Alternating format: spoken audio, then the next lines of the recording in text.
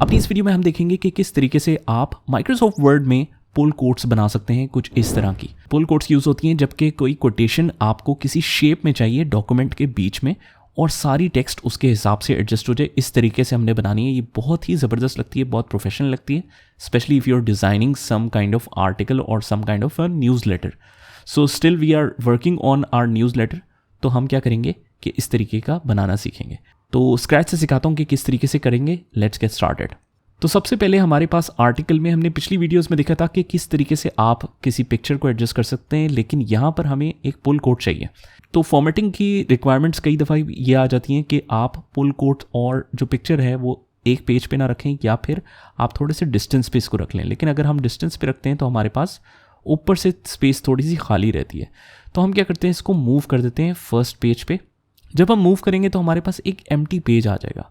ठीक है, that's probably because इसमें कुछ पेज ब्रेक्स हैं जो कि हमें डिलीट करने पड़ेंगे। अगर आप पेज ब्रेक्स को डिलीट करना चाहते हैं, होम टैब पे जाके इसको इनेबल करेंगे नॉन प्रिंटिंग कैरेक्टर्स को, यहाँ से आप पेज ब्रेक को डिलीट कर देंगे तो ये ऑटोमेटिकली ऊपर आ जाएगा। ठीक है, सिंपल तरीका। उसके बाद अगर हमने पुल कोट्स बनानी है तो सबसे पहले हमने क्या करना है, इंसर्ट मेन्यू पे जाके यहाँ पर एक शेप इंसर्ट करते हैं। कोई सी भी शेप हो सकती है वो। यहाँ पर मैं सर्कल शेप ड्रॉ कर लेता हूँ। ठीक है, अगर आप ऐसे ड्रॉ करते हैं तो आप देखेंगे कि सर्कल जो है वो किसी भी साइज़ का, ये पतला मोटा किस तरीके से आपका सर्कल ड्रॉ हो रहा है। लेकिन हम अगर चाहते हैं एग्जैक्ट साइजेस पे सर्कल ड्रॉ, तो इंसर्ट में जाके शेप को दोबारा से सिलेक्ट करें, कंट्रोल होल्ड करके आप जब ड्रॉ करेंगे तो आप देखेंगे कि सेंटर से ये इक्वल साइज में एक्सपैंड होगा। उसको आप फिर कहीं पर भी रख सकते हैं। थोड़ा बहुत इसकी एडजस्टमेंट की ज़रूरत पड़ सकती है आपको। और जब भी आपने सर्कल को एडजस्ट करना हो, कंट्रोल होल्ड करके कॉर्नर से आपने इसको एडजस्ट करना है। ठीक है, इस तरीके से। अब जहाँ पर भी हम इसको प्लेस करना चाहते हैं, फॉर एग्जांपल हम इसको यहाँ पर प्लेस करना चाहते हैं तो हम इसको प्लेस कर सकते हैं। अब क्योंकि हम देख सकते हैं कि टेक्स्ट जो है वो इसके पीछे हाइड हो रही है, तो ये भी हम इसको एडजस्ट करेंगे। लेकिन सबसे पहले थोड़ी सी इसकी फॉर्मेटिंग कर लेते हैं। शेप को दोबारा से सिलेक्ट करेंगे। जैसे ही हम कोई शेप इंसर्ट करते हैं, हमारे पास एक टैब आता है शेप फॉर्मेट का। शेप फॉर्मेट के टैब में हमारे पास आउटलाइन है। आउटलाइन को हम नो आउटलाइन करना चाहते हैं और कलर को हम शेप फिल को कोई अपना कस्टम कलर देना चाहते हैं। तो फॉर एग्जांपल आपके डॉक्यूमेंट्स का जो कलर है आप वो दे सकते हैं, किसी पिक्चर का कलर दे सकते हैं, या फिर हम इसमें से चूज़ कर सकते हैं। इसी तरीके से अगर आप शेप को स्टाइल देना चाहते हैं, फर्दर इस तरह की लुक देना चाहते हैं तो आप इस तरह की लुक भी दे सकते हैं। काइंड ऑफ 3D स्टाइल, या जिस तरह से भी अगर आप देना चाहें इस तरह से भी दे सकते हैं, हाईलाइटर स्टाइल। तो खैर हम ये सिलेक्ट करते हैं, जो भी आपको आइडियल लगता है वो सिलेक्ट करके। इसके बाद सिंपली हमने इन टेक्स्ट को एडजस्ट करना है इसकी बाउंड्री के अकॉर्डिंगली। तो हम सबसे पहले क्या करेंगे, शेप को सिलेक्ट करेंगे।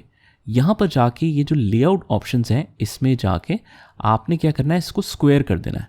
जैसे ही स्क्वायर करेंगे तो आप देखेंगे ये सारी टेक्स्ट जो है वो इधर से हट गई और कॉर्नर्स पे चली गई। तो इस तरीके से आप इसको एडजस्ट कर सकते हैं। ये 2-3 ऑप्शंस हैं, आप यूज़ कर सकते हैं।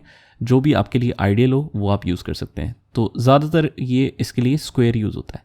लेकिन स्क्वायर में हम देखते हैं कि थोड़ा सा डिस्टेंस ज़्यादा आ गया। अगर आप चाहते हैं कि पूरा गोलाई में, पूरा सर्कल में इसके अराउंड टेक्स्ट एडजस्ट हो जाए तो हम क्या करेंगे, कंट्रोल A दबा के पूरे डॉक्यूमेंट की टेक्स्ट को सिलेक्ट करेंगे और होम टैब पे जाके इसको जस्टिफाई कर देंगे। तो जस्टिफाई करने के बाद आप नोटिस करेंगे कि ये यहाँ पर भी इजीली रीडेबल है और इसके ये जो है वो सर्कल में अरेंज हो गया डेटा।